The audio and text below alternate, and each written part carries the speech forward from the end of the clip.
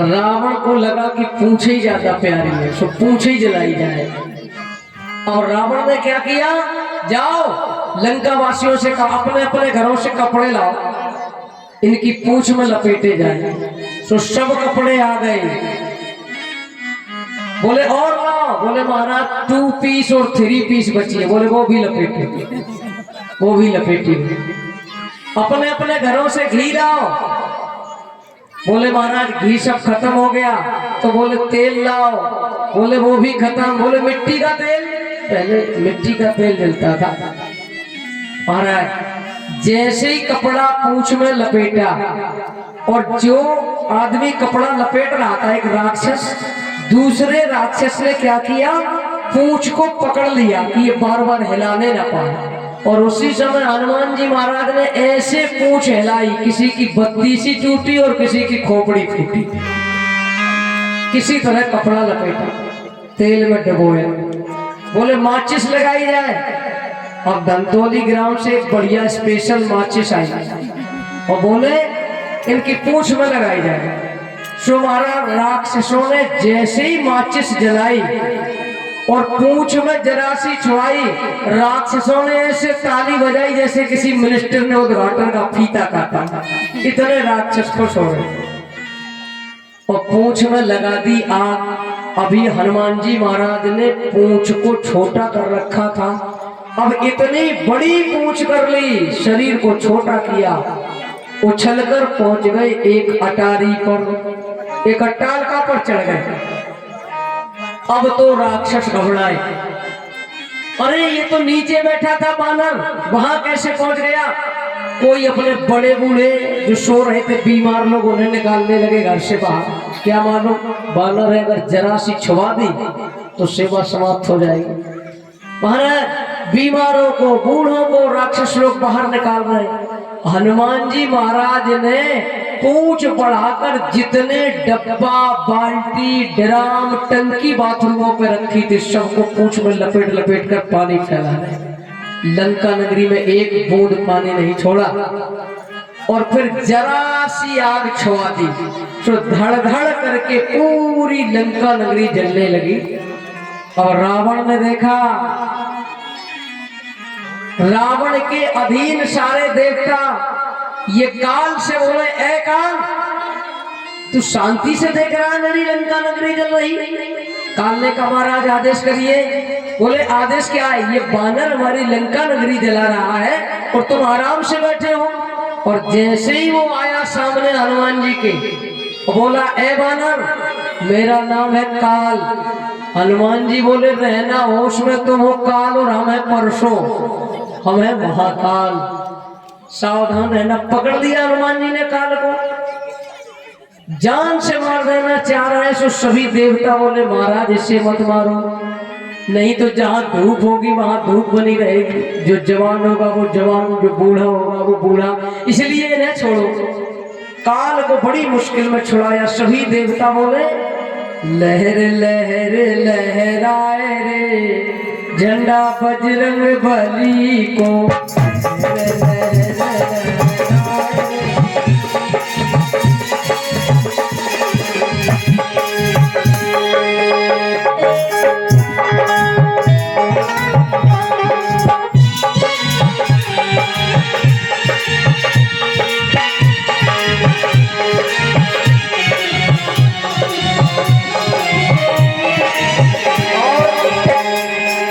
कुछ लोग तो ये कह रहे होंगे कि महाराज हनुमान जी की कथा कहने लगे, ये एक्स्ट्रा आप लोगों को मिल रहा है, जैसे किसी चीज के साथ में मुफ्त में कुछ दिया जाता, इसलिए ये एक्स्ट्रा आप लोगों को आनंद मिल रहा है। इस झंडे ने क्या क्या किया लंका नगरी में, इस झंडे में क्या क्या गुण है। सोने की लंका जलाए रे झंडा बजरंग बली को। झंडा बजरंग बली को।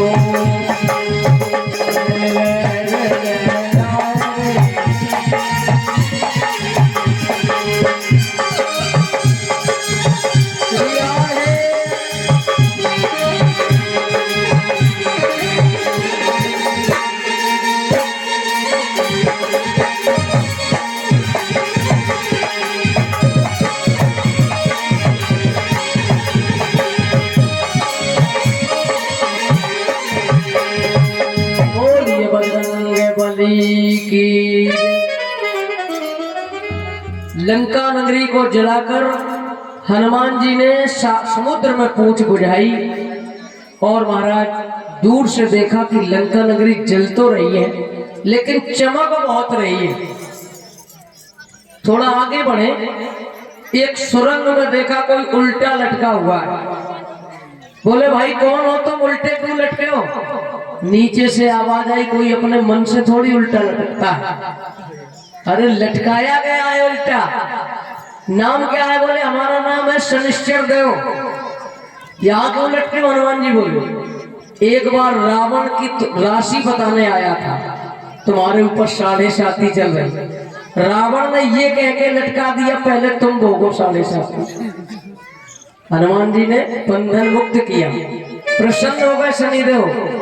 बोले सेवा बताओ। बोले ये लंका नगरी जो चमक रही है ये काली पड़ जाए। शनिश्चर देव जिस पर प्रसन्न होते हैं उनके सारे काम बढ़िया कर देते हैं, जिन पर कोपित होते हैं उनका पूरा जीवन काला कर देते हैं। पूरी लंका नगरी काली पड़ गई। सागर में पूंछ बुझाई, जानकी मैया के पास पहुंचे। माँ मैं जा रहा हूँ, कुछ ऐसी भेंट वस्तु मुझे दे दो जो मैं राम जी को प्रेम रूप में दे पाऊं, आपकी सप्रेम भेंट। तो एक चूड़ा मणि है, बालों में लगाने की एक वस्तु है जिसे चूड़ा कहते हैं।